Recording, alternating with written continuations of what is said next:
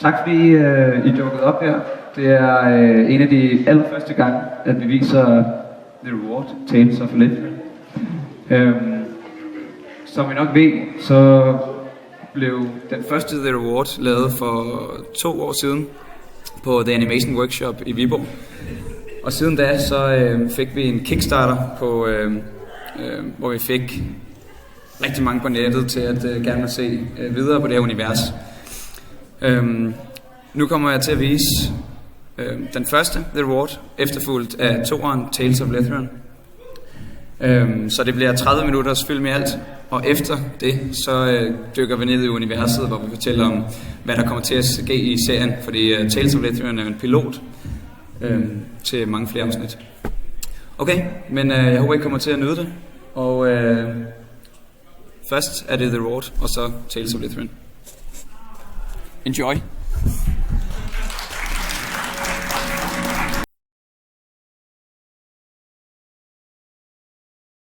Som I kan se, den her film, den blev tydeligvis lavet rundt omkring emnet bromance og venskab. Og det handlede om at nyde turen i stedet for bare at fokusere på målet. Men vi er så en gruppe venner, der fortsat den her film, fordi det var hele tiden en fed idé, hvis vi kunne lave det her ind til en serie.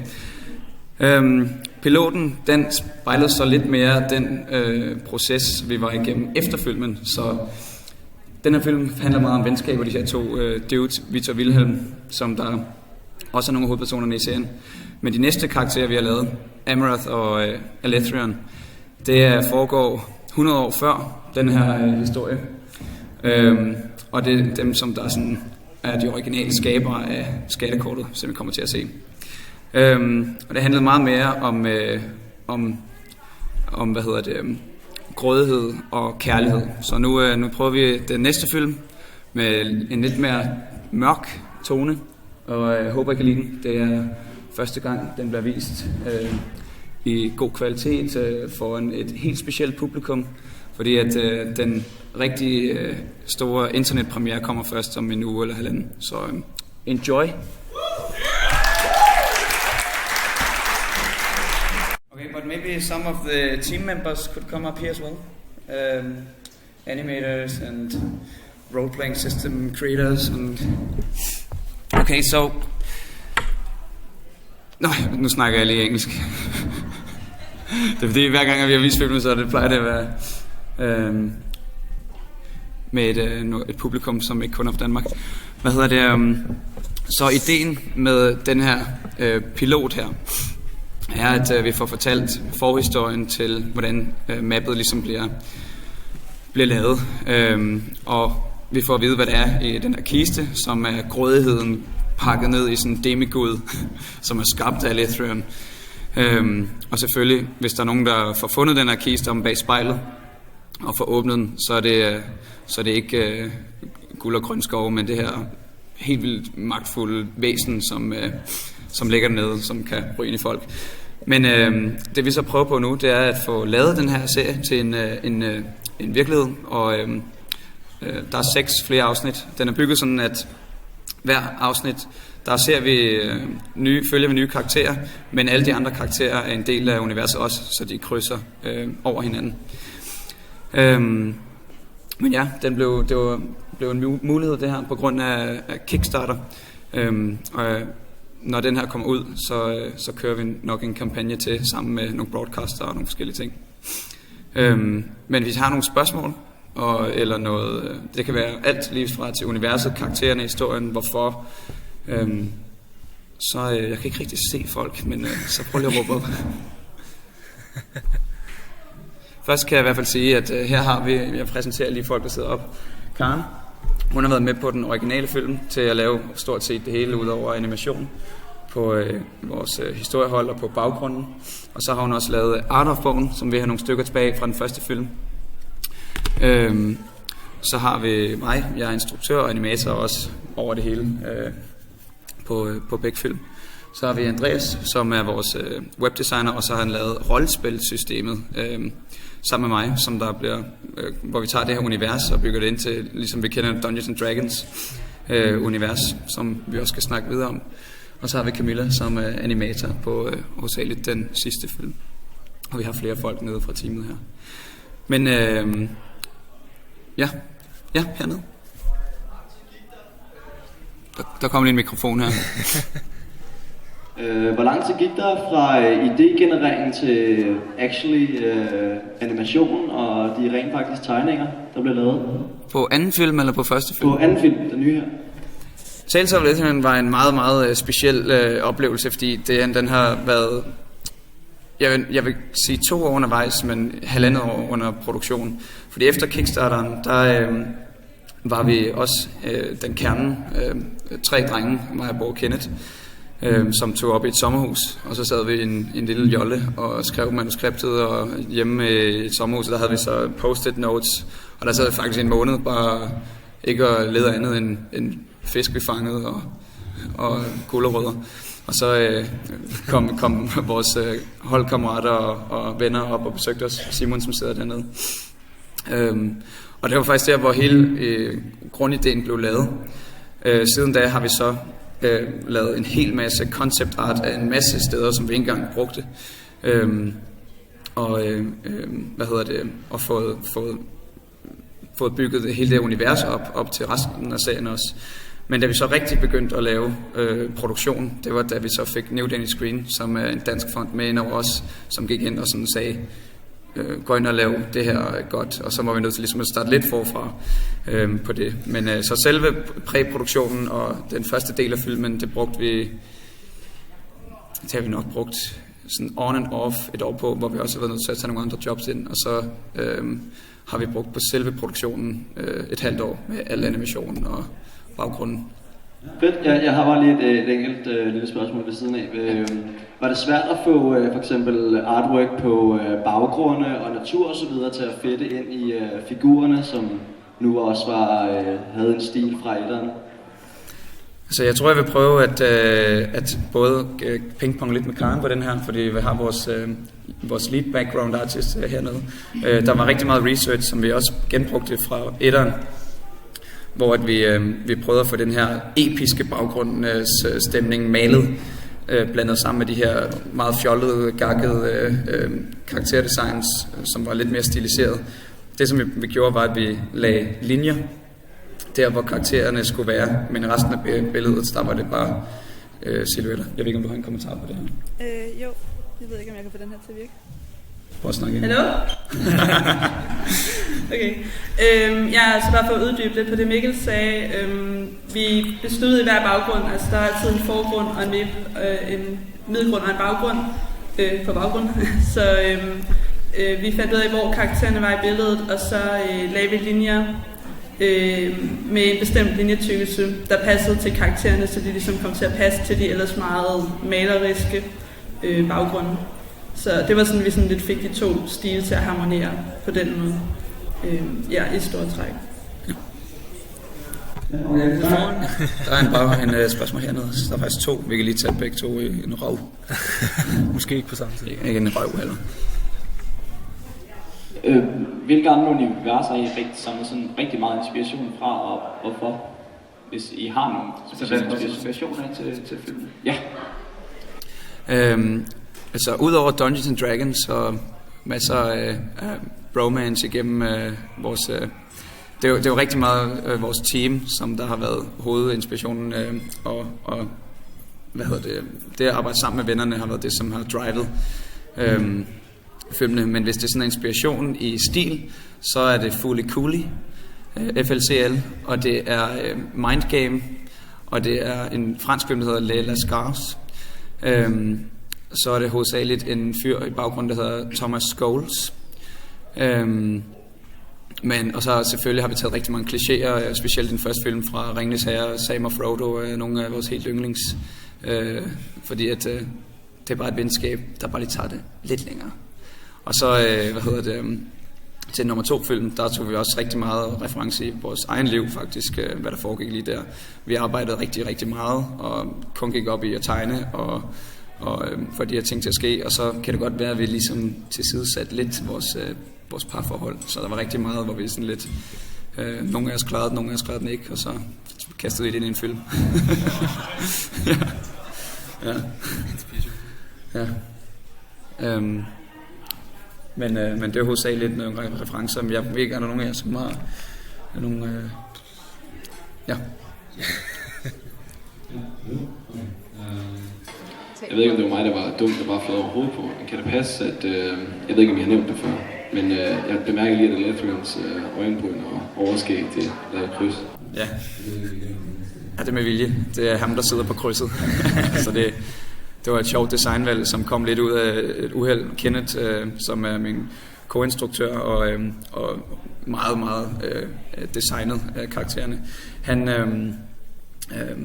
Vi sad og legede med den her store, brutale helt, fordi vi ville gerne have en karakter, som var en helt, men ikke ligesom ham den første helt, som også er i slutningen af filmen, som er den lange blonde med store fur og iron speedos. Vi ville gerne have sådan en lidt mere karakter, som der kunne stå for sig selv og være sådan lidt en naiv type. Og først så havde vi bare de her kæmpe store øjenbryn og en kæmpe stor mustache. Og så, jeg tror faktisk, det var mig, der sagde, det er genialt det der, det er et kryds. Meget, meget sjovt, når han sidder der til sidst på kisten bag spejlet. Og så var det bare en happy accident, vi beholdt. Ja, jeg har et spørgsmål til. Ja. Kommer vi til at se mere til Shovel Knight? Ja, Shovel Knight. Der er både Shovel Knight og Newgrounds logoet. Og så er der er 16 andre figurer, som er fra virkeligheden. Men det var igennem enten tegnekonkurrencer, vi lavede på internettet. Ellers var det på Kickstarter, hvor at folk kunne backe sig ind på at blive en del af tegnefilmen. Og så hvem var den sidste? Det var en tegnekonkurrence, der var Kickstarter-folkene. Du kan nævne... nu ved jeg ikke, om jeg... Jo, bare sige. Jeg tror ikke, jeg er på. Så låner jeg bare her stand for. Der var jo for eksempel Skriget for Barbaren. Ja. Og den sjove tegning, der var i starten af Lethrun, de kom fra konkurrencer simpelthen. Så det er communityet, der er blevet kørt ind over selve filen, eller hvad kan man sige, filmen. Ja. Ja. For at grave lidt ned i rollespilsystemet, som vi alle sammen glæder os rigtig meget til. Fordi vi er jo sådan lidt nogle geeks alle sammen på det her projekt, og det er super nice. Alle sammen dejlige mennesker. Men rollespilsystemet, der har vi også, filmene har ikke noget dialog, eller ikke noget info, men alt, der er lavet til filmen, har en baggrundshistorie. For eksempel alle guderne, der sidder til sidst. Baggrundshistorien til universet er, at alle de her guder, de har kæmpet mod hinanden for at skabe nye skabninger og lokationer, og så på et tidspunkt var der en eller anden dude, som der lavede den her, det var en skabning, der kan kreere. De lavede så mennesket, som så begyndte selv at skabe ting og lave mærkelige ting, og så blev alle de andre guder helt vildt jaloux, og så ville de skabe noget, der var endnu federe, og lavede så alle de her monstre og vulkaner, som der konstant fyrede lava og skildpadder på størrelse med planeter og sådan noget, ikke? Og så fordi der bare var kaos, og der ikke var styr på verdenen, så blamede de ham, som der lavede mennesket, så det var hans skyld, at det var blevet rådet. Og så sendte de ham 2 millioner kilometer under jorden, og banede ham dernede. Så er der sådan en sidehistorie, hvor alle de andre så flyttede op nordpå i den her store tempel, hvor Lethrun sidder. Og så begyndte de bare at sidde og spise vindruer og leve sofistikeret, og en gang imellem hver 1000 år kunne de lave et vandfald, hvis de havde lyst. Og i rollespilsystemet, der kan man så finde dem her, og så spørge, om man kan få et ønske opfyldt. Men altså, hvis man er virkelig god til sine taleevner og rose dem til skyerne. Men det er svært. Ja. Så alle de her små historier fra universet er også blandet ind i de her film, men som det bliver nok mere en del af det, man får at vide uden omkring filmene. Ja. Easter eggs. Ja. Ja, er der andre spørgsmål? Ja. Der kommer lige en.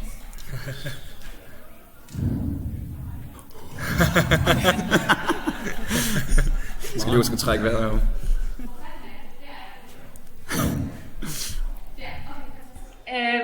Jeg skal optage vejret. Det har ikke så meget at gøre med egentlig filmen og så videre. Men jeg er interesseret i at komme ind på The Animation Workshop. Og jeg tænkte på, er der noget, man kan gøre for at... om der er nogle ting, der vil være en god idé at fokusere meget på i forhold til netop at komme ind på Animation Workshop. Kom ind. Og hvordan er der egentlig at være der, og hvordan har processen været, og ja, jeg vil gerne vide noget om det. Det kan vi alle sammen lidt svare på. Vi har både en CG-artist og 2 animatorer her. Måske du kan starte med. Ja, det kan jeg godt. Ja, altså det jeg gjorde, det var, at jeg tog ud og tegnede en masse kopier og tog til en masse tegneundervisning. Det var ligesom det, som lagde bunden for mig, for at komme ind på Animation Workshop. Fordi du skal jo sende et portfolio ind, som du bliver bedømt på, før du kommer til optagelsesprøve. Så at komme ud og få tegnet en hel masse, det vil helt klart give dig et godt skub på vej. Og så prøv at tage til Viborg. Der er åben hus, der er sketchcall. Det kan jeg huske, det gjorde jeg også. For ligesom også at få en idé om, hvad det er for et sted. The Animation Workshop er lidt ligesom en lille familie, hvor alle kender alle. Har det super svedigt. Folk går nogle lange underbukser og leger helt. Ja, præcis. Og bruger frikvartererne på, eller hvad man skal sige, pauserne på at sidde og animere pokeball-kast, og jeg ved ikke hvad. Så ja, og det var også derfor, jeg kom med på Silent Creature-teamet. Jeg kendte jo Mikkel og alle de andre guys igennem skolen. Og så er du dygtig. Og så er jeg også en god animator. Så jeg ved ikke, om I har måske Karen har lavet computer graphics. Jeg har været på CG Artist-listen, CG Artist-uddannelsen, og det er selvfølgelig lidt anderledes end animationslinjen. Det er mere, hvis animatorerne er sådan skuespillerne, så er vi sådan lidt det, som man kan betegne som set-designerne og dem, der sådan bygger teateret op. Men det er sådan meget, det er en meget alsidig linje, og jeg tror ligesom animatorerne, så tror jeg, det er også en god idé at bare gå ud og tegne en hel masse, og simpelthen øve sig så meget man kan for at få et godt portfolio, fordi det tæller rigtig meget. Men det tæller helt sikkert også at tale med dem på skolen. De tilbyder en hel masse i form af både åbent hus arrangementer, også hvor man kan kontakte dem på skolen selv og spørge, om man kan få noget kritik på sit portfolio, inden at man afleverer. Og det er en rigtig god måde at få at vide, hvad man eventuelt mangler. Der er også en liste af ting, som er gode at have med i portfoliet, alt efter hvad for en uddannelseslinje man vælger. Så det hjælper meget til at finde inspiration til, hvad man kan putte i sit portfolio. Men jeg vil helt sikkert også anbefale at tage med til åbent hus og til ind til Viborg og prøve at se det derinde, gå ind og lære dem at kende og spørge, om man kan få noget kritik derinde, for det hjælper rigtig meget. Så et lille trick. Jeg har lige været eksaminator på animationslinjen førsteårsleverne, fordi det er 2D, man laver på første år. Og det, som jeg tror, folk kommer rigtig langt på, det er også at være originale og historiefortæller.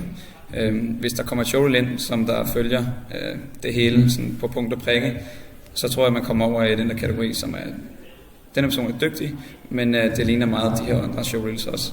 Hvis I kan sådan få flettet en eller anden historie ind i jeres showreel, som viser, hvem I er som personer, så tror jeg helt sikkert også, det er en god vej frem. Og så hvis man kommer videre, så skal I til en test, hvor I skal på 3 timer lave nogle opgaver ret hurtigt. Så vær sikre i jeres tegneskills også, og husk at opleve en hel masse, før I kommer ind med gymnasie og andre ting. Fordi det er ret lang tid, I skal være i Viborg. Ja. Kan I sige en sidste ting? Ja, selvfølgelig. Jeg vil også anbefale folk at overveje The Drawing Academy i Viborg. Ja. Der er rigtig mange, der starter der som et led i at komme ind på skolen. Og det lærer man rigtig meget af. Ja. Så. Ja, halvt år klassisk tegning med nøgne modeller og bonus. Hvad hedder det? Er der andre spørgsmål til? Der er noget. Jeg kan ikke se hånden dernede. Bagefter.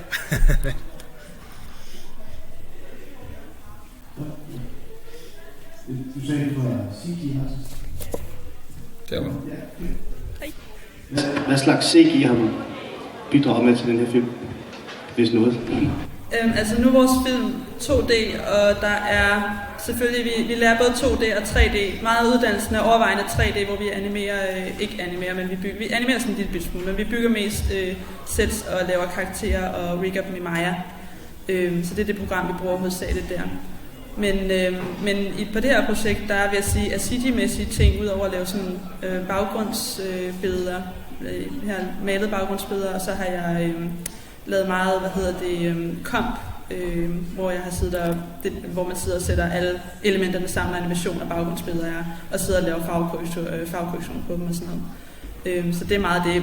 Men for Segia, så vil jeg sige, at der er mange muligheder for at være meget specialiseret, så du kan vælge meget om, vil du fokusere på storyboarding, vil du fokusere på Photoshop, på concept eller på selve produktions eller post-production. Så det er sådan en af de ting, man finder meget ud af, mens man går der også. Man bliver introduceret til mange ting, og du kan vælge, hvad vil du allerhelst specialisere dig i. Og det var det, jeg sådan valgte, kan man sige. Tak. Der var også et spørgsmål her nu. Jeg elsker de små dimser her. Det er også et ting, jeg går efter i dag. Jeg tror, der var et spørgsmål. Hvor var det? Det så også. Der kommer den. Adgangskravene til skolen, om det er mig, der sidder bare på tegningerne, du tegner. Altså nu har jeg arbejdet i Blender i lang tid, og Unreal Engine, lidt Maya og 3DS. Vi er i gang med en spilproduktion med Fyre, som jeg startede her sidste år. Det har vi egentlig også fået penge til at lave spil med computer og alt muligt, men vi vil gerne lære noget mere om selveste udviklingen af spil og sådan noget. Så hvordan adgangskravene er til selveste og familie, hvordan det. Jeg tror, for at svare på den kort fra min side af, jeg kender rigtig mange, som er kommet ind som programmører, og der har været teknisk rigtig stærke, men ikke har været overdrevet dygtige til at tegne. Og de er guld på skolen, fordi de kommer til at lave alt det, som de interesserer sig for inden for 3D. Der kan de scripte og alle de her ting, så det er helt klart en fordel, hvis du kan skrive det på. Men du skal have en grundviden for tegning i det mindste, fordi at det er vigtigt, men tegning er også rigtig vigtigt på din skole, og du skal, det er meget folk, som er ud, jeg tænker på Tasha. Han er uddannet i Aarhus som programmør og ikke tegnet før et halvt år før han kom ind på skolen, og han er en af de rigtig dygtige. Ja, jeg ved ikke, om du har noget til at sige. En lille ting måske. Undskyld. Nå, det ved jeg ikke. Vi går videre. Det var bare en hurtig lille kommentar til det, at der findes folk fra alle forskellige baggrunde på skolen. En fra vores klasse havde aldrig åbnet Photoshop, før at hun startede, og hun er sikker på det, med alles andre også og sådan noget. Så man kan komme fra mange forskellige baggrunde. Nogle har prøvet det før, nogle har ikke. Nogle har åbnet Blender, nogle har åbnet Maya. Alt, hvad der kan relateres til det, er et plus at nævne, hvis du skal ind og snakke med dem og sådan noget, og hvis du tager prøven. Og hvad er der forskelligt? Nogle gange så tager de kunstnere ind, nogle gange så tager de kun teknikere ind, og sådan. Det er forskelligt fra, hvad de lige tænker på. Det er jo, der var et spørgsmål dernede. Jeg tror også, vi har ikke sindssygt lang tid tilbage, sådan 3 minutter eller sådan noget. Jeg skal nok skrive noget her. Nu kom jeg ind på Shovel Knight tidligere. Hvor mange andre Kickstarter sådan kryds-promotions var det, I havde? Altså på Kickstarter, der var det virkelig vigtigt med det her crossover for os. Fordi at så snart at Story Wars spillet og Shovel Knight, så de her begyndte at dele os og sige, I får ekstra Vito Wilhelm-kort med vores rewards, hvis I backer dem her. Sådan. Det var nogen, som bare sådan kom ind som engle fra siderne og spillede deres lutter og sagde, prøv at vi synes I er fede, og vi vil gerne have over det. Ja, det var dem, der kontaktede os. Og så på grund af, at de var så flinke mod os, så har vi så gjort det mod andre senere. Bare fordi, at hvis vi finder noget, der er fantasy og grineren, så siger vi, dem her skal I lige støtte. Og de her laver fed 2D. Jeg tror, der er et spørgsmål her. Det er måske, jeg tror, vi kan nå 2 spørgsmål mere måske. Hvordan ser jeres planer ud for fremtiden? Har I planlagt efter deadline for episode 3 og sådan noget? Godt spørgsmål. Fordi nu har vi jo været tjenet os selv rundt omkring det her projekt de sidste 2 år. Og jeg er hovedansvarlig for at bringe det her projekt videre nu, sammen med Charlotte, vores producer. Og vi kommer til at lave det her ind til en serie, men samtidig med så har vi en serie af tegneserier bygget omkring det her univers. Første kommer ud snart. Og så rollespilsystemet, og det er det her kæmpe store univers, som vi er i gang med at lave, og det her det er forhåbentlig bare første del af det. Men udover det i firmaet, så er der en anden del af firmaet, som der fokuserer på at lave work for hire, det vil sige reklamer og få sit billede ud af til som firma. Og så vi har de her 3 afdelinger, som laver forskellige ting nu, hvor vi egentlig skaler op, og nu er vi 7 mennesker, som der sidder i firmaet og har forskellige ansvarsroller. Og det er rigtig interessant, fordi at nu har vi ligesom haft et projekt som profil hele tiden, og nu er vi ligesom branchet ud og blevet større. Så om 5 år, så kan det være, at Sun Cree Studio, det er sådan det der lille Disney-firma i Danmark, det vi ved. Som lige har en anden stil.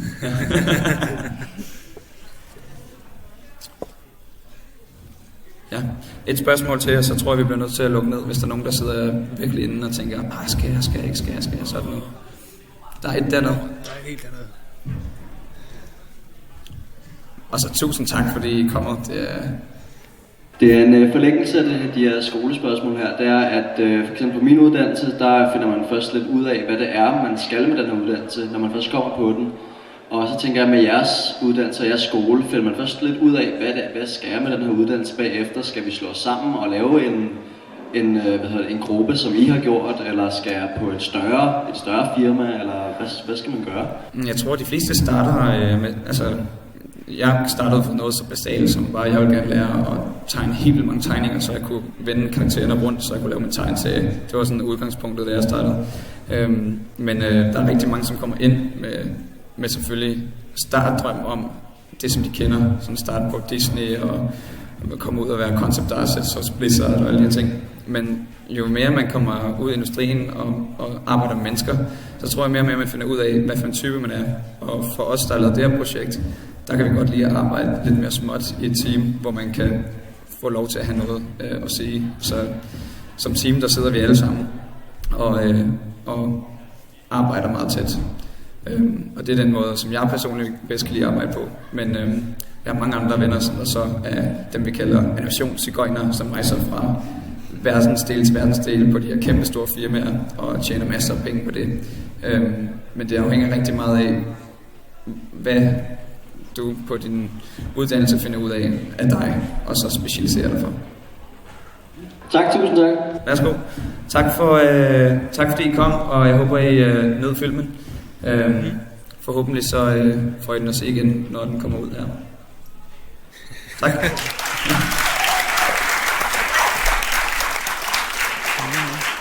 Ja. Tak fordi I kom her og blev supportet. Ja, det var sjovt. Ja.